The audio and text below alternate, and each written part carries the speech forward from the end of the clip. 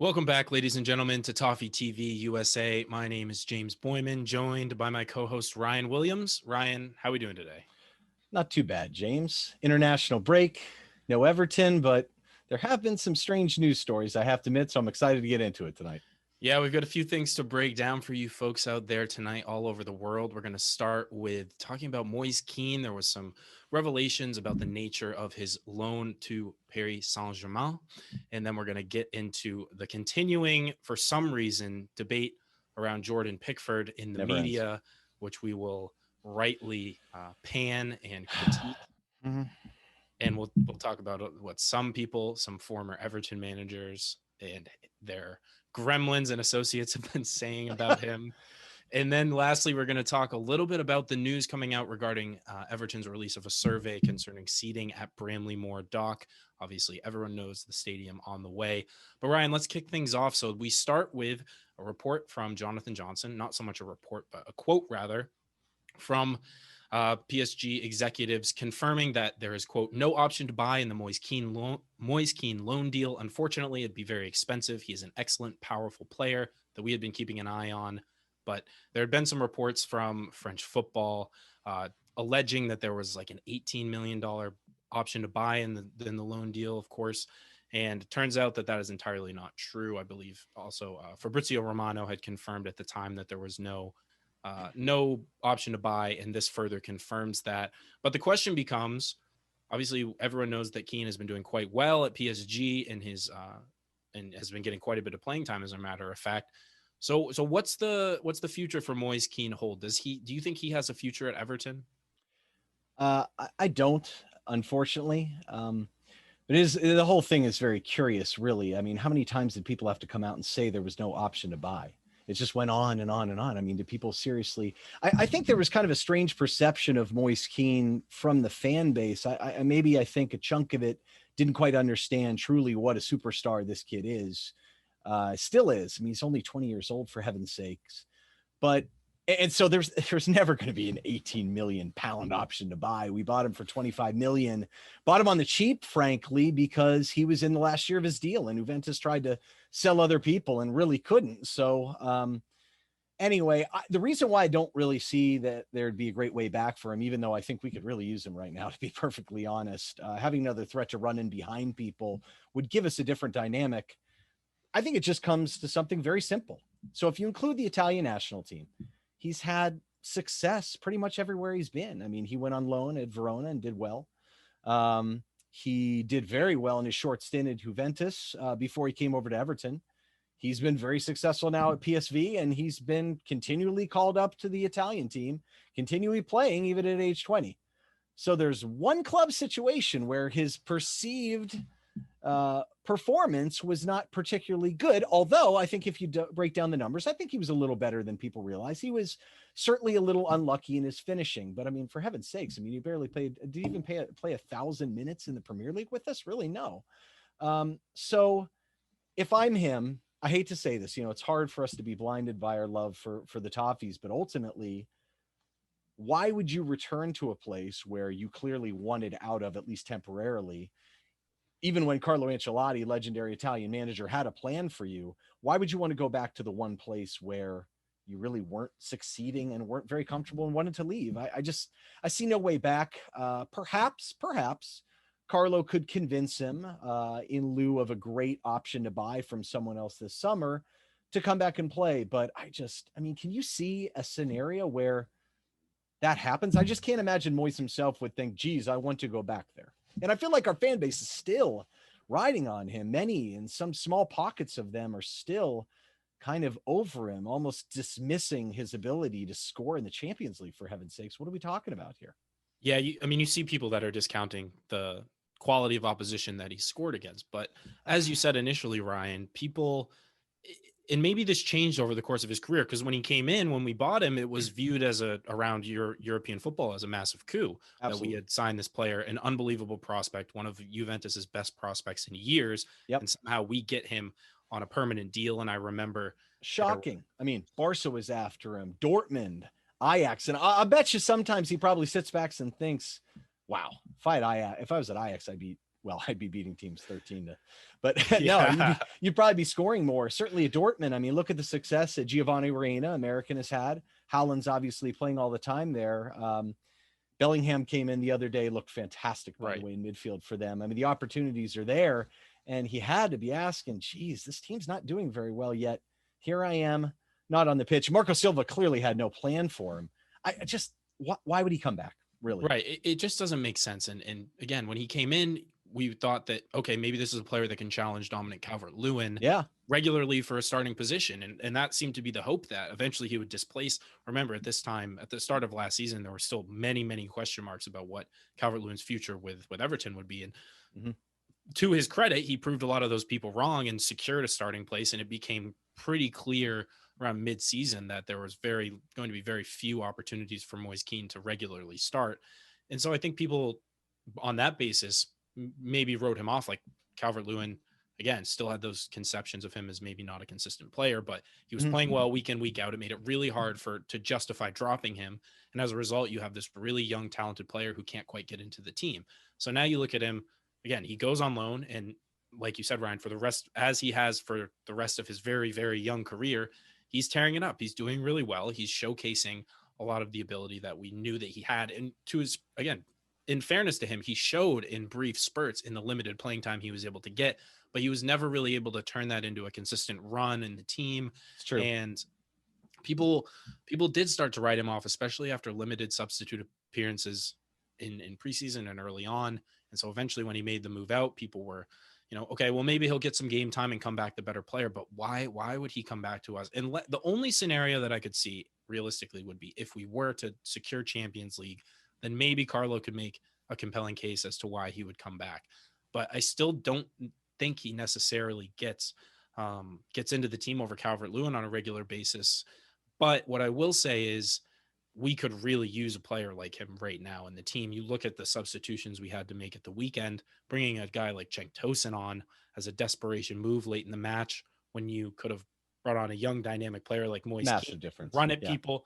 It's a totally different dynamic, and it really allows you to play in a totally different way. Whereas now with someone like Cenk as our second option striker, we're really quite limited in the tactical flexibility that we can have throughout the course of a game. What he offers is just really, in my opinion, not good enough. And Moise Kean, though I agree that he never really played exceptionally, there were those brief moments when he would take a player on, roll his shoulder, demonstrate like the clear power on the ball that he has and the determination to get off a shot. Sometimes maybe not the best decision, but a player who's like focused on scoring goals and creating things for himself, which we know is something that Calvert-Lewin really struggles with. Yeah, he's 20 years old, and many other players have struggled, not even into a new league, new city, 3 different managers. Yeah. There are a lot of reasons why maybe he didn't settle in, but ultimately, yeah, I think it's going to be a tough argument to keep him. But that being said, masterstroke by Marcel Brands, really. I mean, he's going to a massive team. Icardi was really the only true center forward they have. He's aging, and the second he got hurt, bang, Keane's in there, and it'll be very interesting to see what happens when he comes back. But either way, great move by Marcel Brands. Worst case scenario for us, we sell him on a profit and make some serious money and try and maybe go after someone different. Who knows? We'll certainly probably need some sales this summer if we want to keep doing business, and I know Carlo will want to continue to transform and turn over the team. So, and if he doesn't want to be here, man, you heard what Carlo said, he's not going to be here. And it really is unfortunate because we have had these types of young talents at Everton lately. And you look at a Calvert-Lewin, who's maybe the exception to the rule, the player that has really excelled and come through, but he was a player that was given ample opportunities. And it was a long time before Everton fans kind of came around to the idea that he might be the real deal. You look at players like Ademola Lookman and Nikola Vlasic, who've come through and never really were given a fair shake. And so the assumption just is, well, they have to be terrible in training.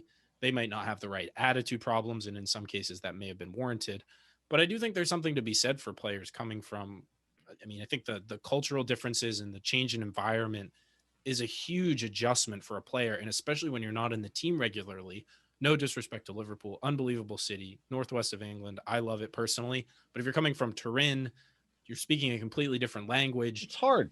It's really hard. It's really hard. And then you have the added frustration of the scrutiny, not getting playing time, which is the one thing that you want. So, and you didn't start in just banging them in, Right. that's it's how it is. Anyway, Yeah, it's a shame. It'll be interesting to see what we do in January too, because I think that'd be the big signal if we, go get a striker like Milik or someone that we know is going to be there for a while. Anyway, transitioning to another topic, as you mentioned on the get-go here, Jordan Pickford. So it seems like the saga never ends, and for fear of perpetuating more discussions over him, I personally found it ridiculous what happened today. Gareth Southgate came out, I think it was about a week ago, indicating that, look, there's no serious challenge to Jordan Pickford at this point. And I agree at this point. I don't think there's necessarily, I know he's not playing very well in the league, but there's no one really jumping out. I mean, the other people on the roster, Nick Pope was one, Dean Henderson. I think these guys have some talent, but none of them is a sure bet to definitely outperform him at the international level. For some reason, though, that did not stop Sky Sports from coming out and putting forth a column as well as a video, which I found just completely peculiar. You've got the England goalkeeping coach coming out and basically him along with Rob Green critiquing Jordan Pickford's play. And I think what's very fascinating about this is Martin Margetson, he was critical. He was very complimentary of Pope and Henderson, especially Pope. But the history here is shocking to me. First of all, Martin is an undersized goalie too. He's like 6 feet tall. He's been with the England setup in support of Sam Allardyce, who he was hired by, who he has a long-standing relationship with. Yes. We don't speak of him. Yes, it is a note on the American Toffee podcast. We are not allowed to utter his name. That was a rule we created. So Toffee TV is different, apparently. Yeah. So he's been coaching Pickford since 2016 throughout the World Cup too. Was critical about his knee bending position, how he's great on low balls, his hand position is off basis. Then he came, and when Sam was hired at Everton, terrible moment that was, brought him over to be his goalie coach. So how on earth, first of all, in what world does this make sense that he is on TV critiquing the starting English goalkeeper, criticizing him, especially after everything that he's been through this week? I do not understand what possible good thing could come out of this. Please, James, can you make any sense of this? I find this nuts. The continuing focus and just spotlight that's being put on Jordan Pickford. To be fair, it's fairly typical of the English media to do something like this to seems pretty their extreme national to team me. players. No. Really, I agree. Really on like critiquing him, and very critical, I thought. I will say, at the very least, and this is a very low bar, but they have largely moved on from the incident in the derby. So they're criticizing his play in a really specific and kind of unusual way. And I guess you could say, oh, well, that's useful analysis in some way, but the relentless spotlight that's being put on him is so unfair when he's had this vitriolic response and he's had to hire personal security to protect his family. And again, at least they're critiquing his play. But for the goalkeeper coach to come out and basically undermine, I wouldn't say contradict, but undermine the narrative from the manager is so bizarre to me and makes no sense. I'm sure I don't know if they're in communication, but I don't think he probably texted Southgate and said, hey, I'm about to go rip Pickford. Yeah, critique him on Sky. We hate Sky. Everyone hates Sky, but they are what they are. They're one of the few options.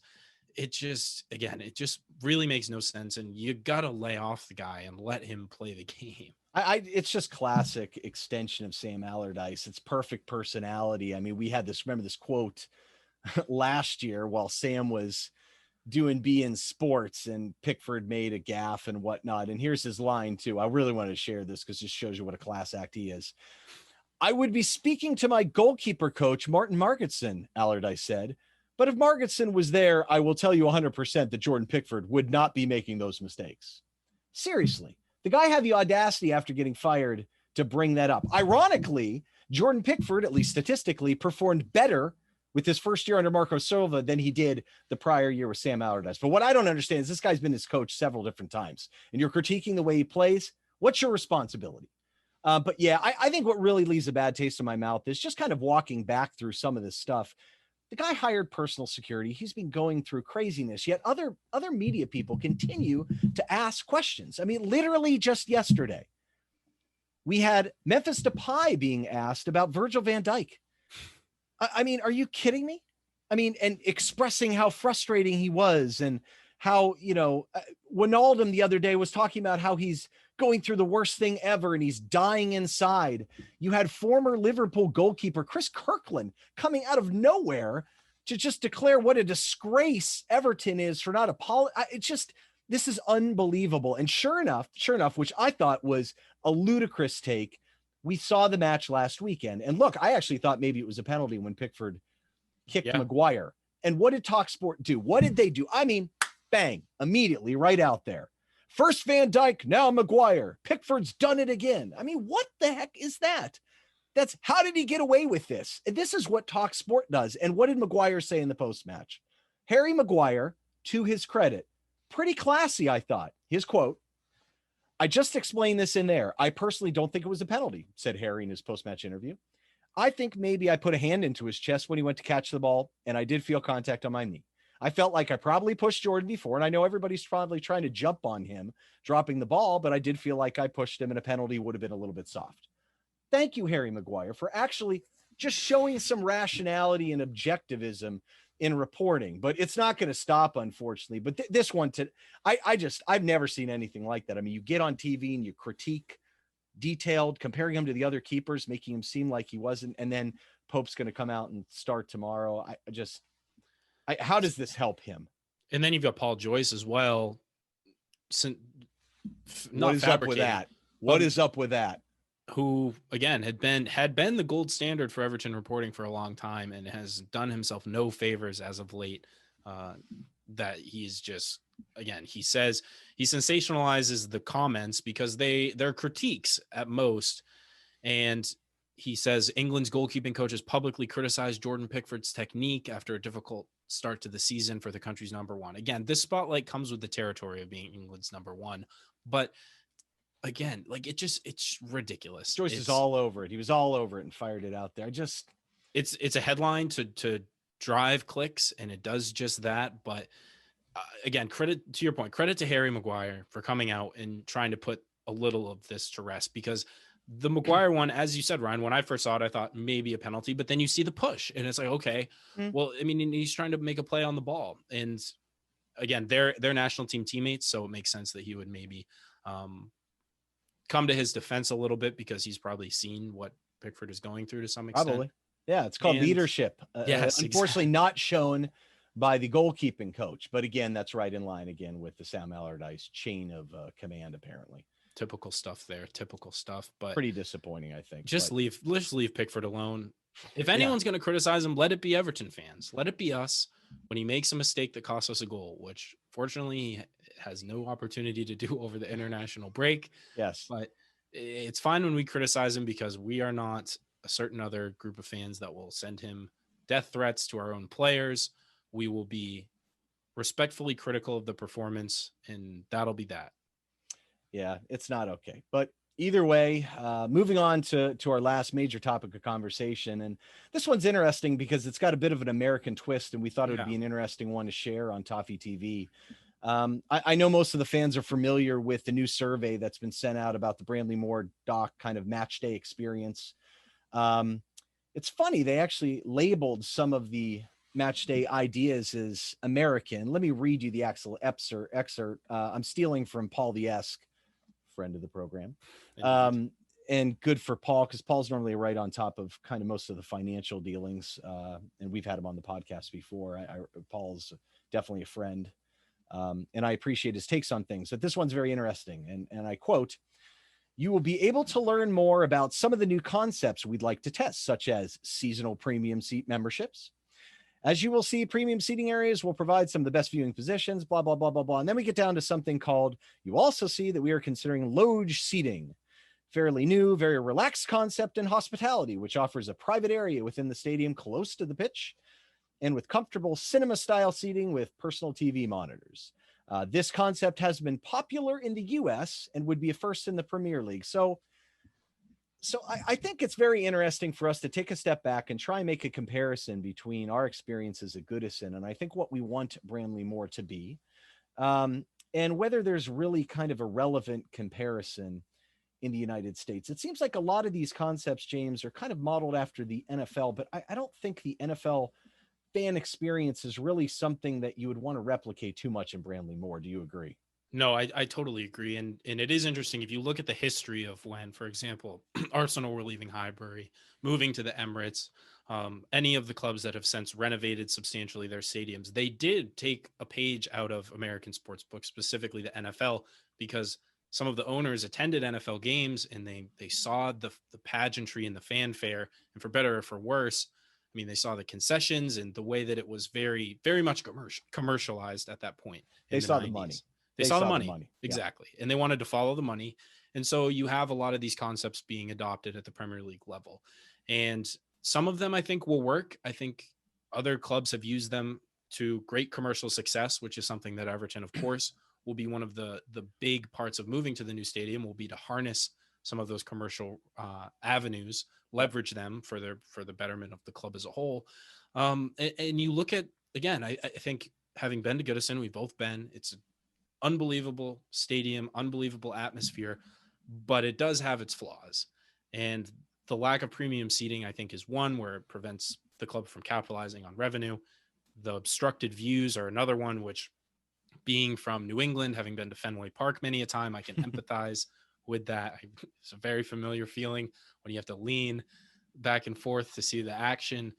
But the idea of premium seating, I'm curious what the Everton fan base as a whole, the local fan base, thinks of it, because I imagine there may be some resistance, but I think it's important, whether something like loge seating, where you're sitting basically, as they say, in a cinema style chair, a big comfy armchair, and you've got a monitor to get close to the pitch. I don't know about that, and I don't even know if NFL is the best analogy or what Everton should be shooting for. I think perhaps like college sports in America create the kind of atmosphere that Everton fans would want. For those who don't know, I mean, professional sport in America is commercialized to the point of being like detrimental to the atmosphere. You don't get diehard fans going every single game because most people have been priced out of that sort of level of attendance. So you get people who are coming in maybe a little bit more casual. The atmospheres, there are a few stragglers. I mean, but I don't want to generalize like that. No, but the average game you would go to, I agree. Continue. I'm sorry. No, it's okay. No, you're right. And I shouldn't. There are, I think, pockets of franchises and fan bases that do still deliver an incredible game day atmosphere. But then you look at places like the NBA, where you have premium price courtside seating. In theory, that should be like where you're getting the most atmosphere. But what it ends up being is a place to essentially flaunt your wealth, where you can show up courtside. You know that there's going to be photographers there. You'll be on TV. Yep. And it again, these aren't people that are going to root and scream at the top of their lungs for the team. And a lot of the atmosphere, that the methods of cultivating atmosphere that have arisen in the absence of organic fan passion are kind of cringeworthy, if you ask me, where you've got the Jumbotron and you've got stand up, make some noise, and you've got like the noise-o-meter that rises as people. Yep. And even in the NBA, you have instances where they're playing music while the action is going on because there's so little fan noise being made in the stadium. But you look at something like the NCAA and football, people know, I'm sure worldwide, you've got 100,000 seat college football stadiums, incredible atmosphere, people going crazy. But then you have the NCAA basketball, which is really interesting because the most notorious college basketball stadiums have crazy atmosphere. Because for one, the stadium's closed, the arena is closed, so you get that echo, that noise reverberating. And then you've got these student sections of kids coming in. They're right on the court. I'm thinking like the Cameron Crazies at Duke. There's plenty of other ones, but that's the Tar Heels, like that rivalry. They're right on top of the players. They are coordinated in their efforts to chant and scream and disrupt the other team.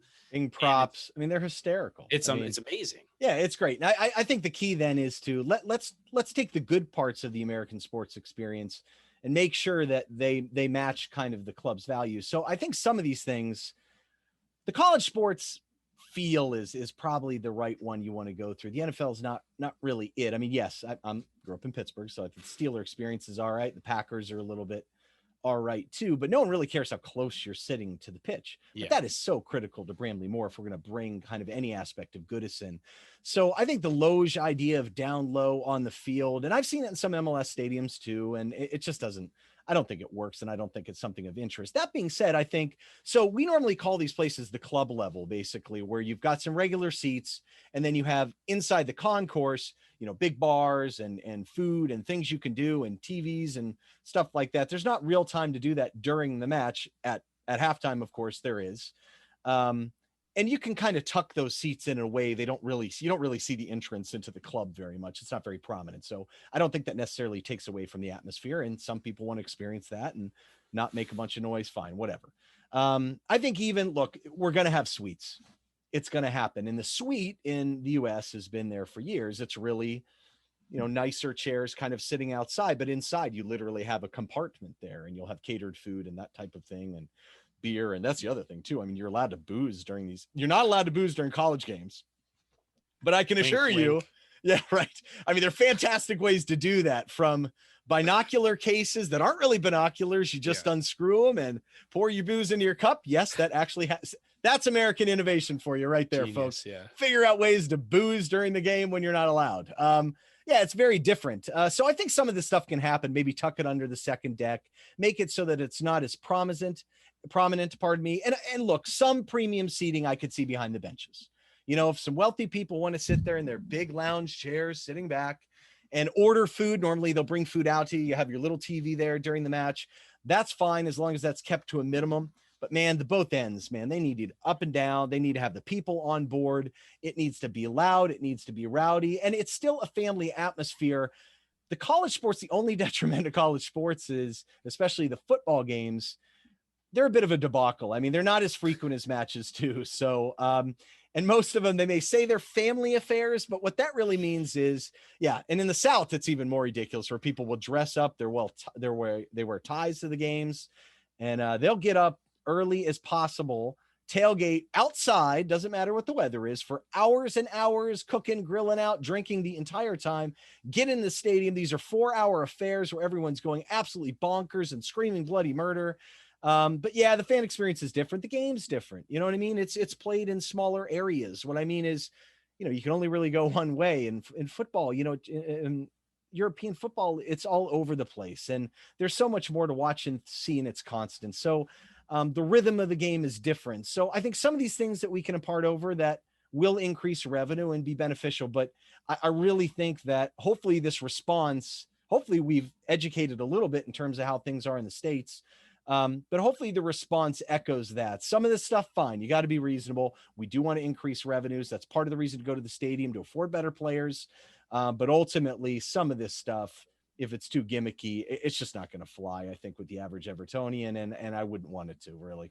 Right, and which is fine, because I think testament to Everton, as they do, the engagement with the fans throughout this entire process of the planning application and all of these sorts of things, the club have been pretty spot on in their engagement with the groups, soliciting feedback, actioning that feedback in a tangible way where the fans can actually see, like, hey, they listened. And hopefully that continues. It's good that they're throwing out all the possibilities. Sure. I think everything should be considered. Yep. But then you do take into consideration the differences, and again, the nonstop action, the fact that fans are there to watch the match.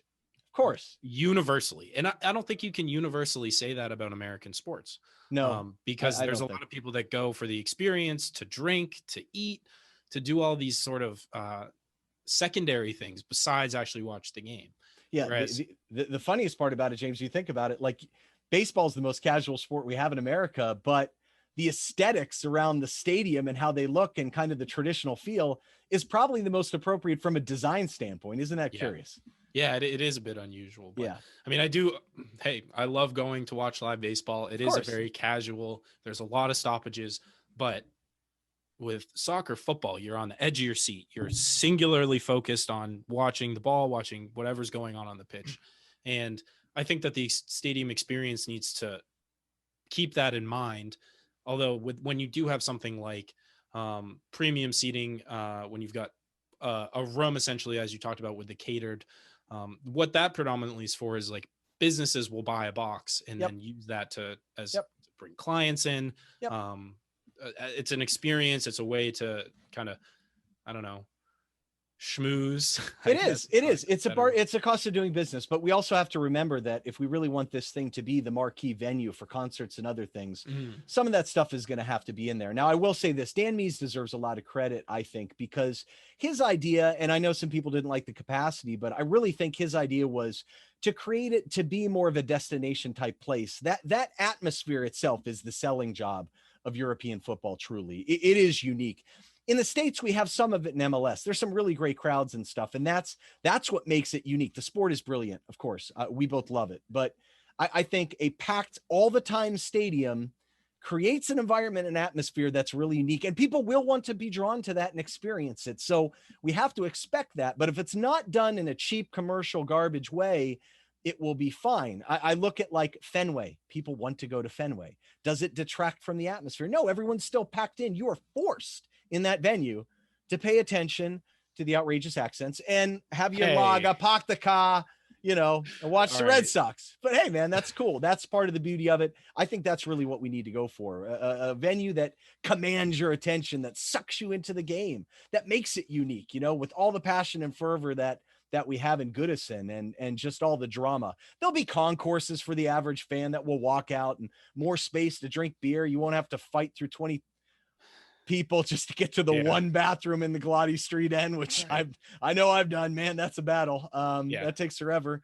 That won't be there. Some of the modern amenities, but man, when it comes to the pitch and inside the stadium, some of this stuff's a no-go. And I think the fans will do it. But hey, anyone has any questions about the experience? We're more to share to some of our stuff. I mean, I've been to pretty much every major sporting event in this entire country. I've been fortunate to say that. And, any more information we can give people, we're happy to do it. Absolutely, Ryan. And with that, it's going to do it for our second foray on Toffee TV. If you enjoyed the video, be sure to subscribe to them below. Subscribe to our YouTube channel. Follow us on Facebook, Twitter, and Instagram at USA Toffee Pod. There's going to be a link in the description that will take you to all of our socials and all of our channels. Do check out our podcast if you enjoyed it. We'll be with you guys next week for another round of Toffee TV USA.